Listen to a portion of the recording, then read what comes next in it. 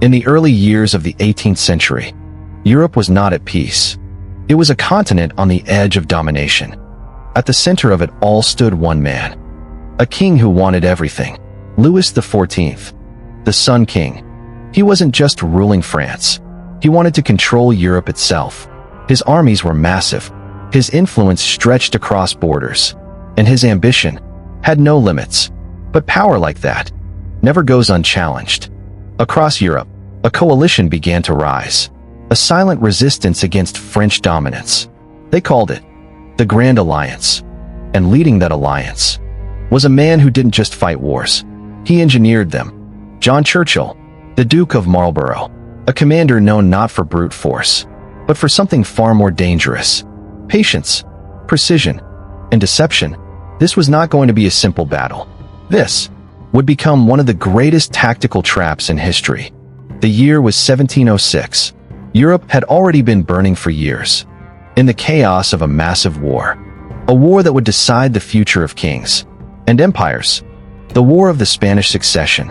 At stake was not just land. It was the future of the Spanish throne. If France succeeded, the balance of power in Europe would collapse. One empire would rise above all others, and everyone knew it. That's why Britain, the Dutch Republic, and the Holy Roman Empire joined forces. Because if they failed, France would rule unopposed. On one side stood the French army, confident, powerful, and experienced. Leading them was Marshal Villeroy, a man loyal to the king, but not known for brilliance on the battlefield. Still, he had numbers, he had strong positions, and most importantly, he believed he had control. On the other side, Marlborough, calm, calculating, unpredictable. He didn't just see the battlefield. He saw possibilities. He understood something most generals didn't. Wars are not won by strength alone. They are won by forcing your enemy to make the wrong move. The battlefield was a quiet region, in what is now modern Belgium, a place called Ramillies. At first glance, it looked ordinary, but Marlborough saw something others didn't. Opportunity, small villages, rolling hills, marshy ground, and one critical weakness in the French line. A weakness hidden in plain sight. The French positioned their army carefully. Their line stretched across key positions. The village of Ramillies at the center. Strong defensive points on both flanks. Terrain that made a direct attack difficult. From the outside, it looked unbreakable, but it wasn't. Because while the French line looked strong, it was stretched too thin, too dependent on assumptions. And Marlborough was watching everything. Most commanders would have attacked directly, charge forward, break the center, win with force. But Marlborough was different. He saw something deeper. The French had committed heavily to their left flank. They expected the main attack to come from there. And that meant, if he could convince them that he was attacking there, they would reinforce it even more and weaken somewhere else. That somewhere else would become the trap. Marlborough didn't rush. He didn't reveal his plan. Instead, he began with deception, a carefully staged illusion. Troops moved into position. Cavalry prepared for action. Artillery aimed toward one direction. Everything pointed toward the French left flank. Villeroy saw it, and just as Marlborough predicted, he reacted. More troops were sent to the left. More defenses were strengthened. More confidence grew, because in his mind, he had already understood the enemy. He believed he knew exactly what Marlborough was going to do, and that belief was his greatest mistake.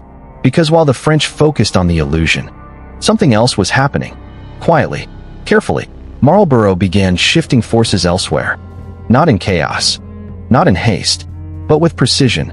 Every movement had purpose. Every second mattered. He wasn't attacking yet. He was preparing the battlefield, turning it into a trap. And the French were walking straight into it. Without even realizing, morning broke over Ramillies. But this was no ordinary sunrise. A quiet tension filled the air, the kind that comes just before chaos. Thousands of soldiers stood in formation, waiting, watching. Both sides knew this day would decide everything. But only one side truly understood what was about to happen. Marlborough had set the stage. Now, it was time to begin. The first movements were exactly what the French expected: an attack. On their left flank, Allied troops advanced, drums beating, flags rising. Cavalry units moved forward. Infantry followed. It looked real. It felt real. And that was the point. Villeroy watched from a distance, confident, almost satisfied. This was exactly what he had predicted. The enemy was attacking where he was strongest. And so, he made his move. More reinforcements were sent to the left. More troops, more cavalry, more pressure. The French line tightened where they believed the main battle would be. But while all eyes were fixed on that flank, Marlborough was already thinking ahead. Because this attack was never meant to win. It was meant to distract. Hours passed, and the fighting intensified. Gunfire echoed across the fields.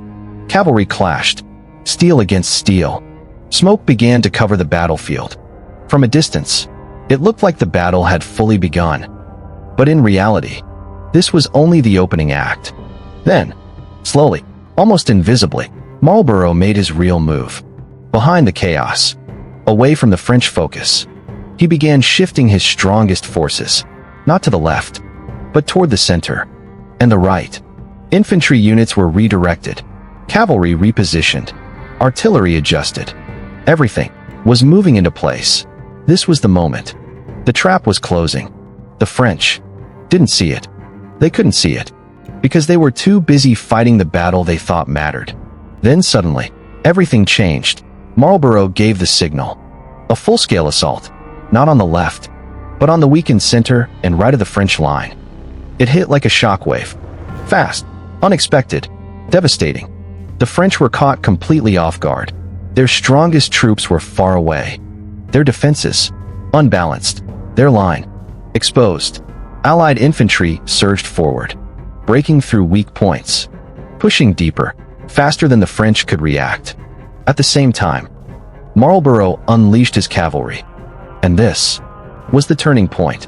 Wave after wave of Allied cavalry charged forward, crashing into the French right flank, not in scattered attacks, but in coordinated, relentless strikes. The ground shook beneath them. Horses thundered across the field. Swords clashed. Men fell. Formations collapsed. The French cavalry tried to respond, but they were out of position, outnumbered, and too late. What was once a strong defensive line began to crumble. Panic started to spread. Orders became confused. Units lost coordination.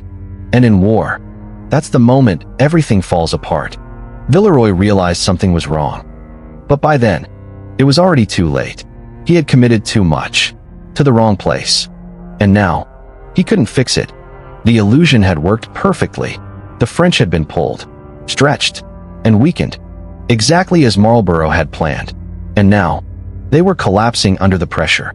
The center broke first. Then the right flank began to fall apart. What started as a controlled battle was turning into chaos. Smoke, screams, confusion, soldiers running, officers shouting, lines disappearing. The battlefield was no longer organized. It was a collapse. And Marlborough watched it happen. Every step, exactly as he had designed. But the battle wasn't over yet, because what came next would turn defeat into complete destruction. The battlefield of Ramillies was no longer a battlefield. It had become a breaking point. What began as a calculated engagement was now turning into a complete disaster. For the French army, the center had already started to collapse. The right flank was falling apart, and the left, the very side Villeroy had trusted the most, was now too far, too committed, too late to help. Confusion spread like fire. Orders were shouted, but not followed. Messengers rode desperately across the field, trying to restore control, but there was no control left. Only chaos, only panic. Marlborough saw it. This was the moment he had been waiting for. Not just victory, but total destruction of the enemy's ability to fight. He didn't slow down. He didn't hold back. He pushed forward, harder, faster, relentless. Allied infantry continued advancing, breaking whatever resistance remained. Every step forward shattered another piece of the French line. And then came the final blow. The Allied cavalry, already dominating the field, now swept across the battlefield. Like a storm, they didn't just attack, they hunted. French units that tried to regroup were cut down. Soldiers who attempted to retreat were chased. Entire formations disappeared under the pressure. The ground was covered in smoke, dust, and the echoes of defeat. Villeroy, now fully aware of the disaster, tried to reorganize his forces, tried to stop the collapse. But the battle was no longer his to control. It had slipped completely out of his hands. And in war, once control is lost, defeat becomes inevitable. The French army began to retreat, but it was no organized withdrawal. It was a rout, a desperate attempt to escape. Men threw down weapons. Cavalry fled in all directions. Artillery was abandoned. The once powerful army of France was now running, trying to survive. Across the fields, across the villages, through mud, through chaos, they ran. And the Allied forces did not stop. They pursued relentlessly, turning retreat into devastation. Thousands were captured, thousands more lost on the field. What had started as a battle ended as a complete destruction of an army. And all of it because of one thing: a trap, a perfectly executed, devastating trap. By the end of the day, the scale of the defeat was undeniable. The French had lost not just soldiers, but momentum, confidence, and control over the region. One by one, key cities in the Spanish Netherlands began to fall. Brussels, Antwerp, Ghent, all slipping out of French hands. The victory at Ramillies did not just win a battle, it changed the course of the war. Across Europe, the message was clear: France could be defeated. Louis XIV, the most powerful king in Europe, had just suffered one of the most humiliating blows of his reign. And the man behind it, Marlborough, had proven something extraordinary. War was not just about strength. It was about intelligence, deception, timing, understanding your enemy better than they understand themselves.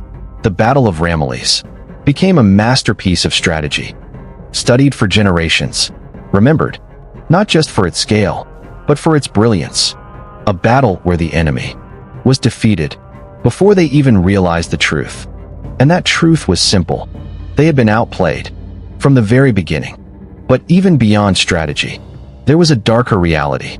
Because behind every victory, there is a cost. The battlefield was silent now, but it told a story of lives lost, of soldiers who never returned home, of a war that would continue. Because Ramillies was not the end, it was only a turning point. The War of the Spanish Succession would go on. More battles, more bloodshed, more history waiting to be written. But one thing would never be forgotten. On that day in 1706, on a quiet field in Belgium, a general didn't just win a battle. He created one of the greatest traps in military history.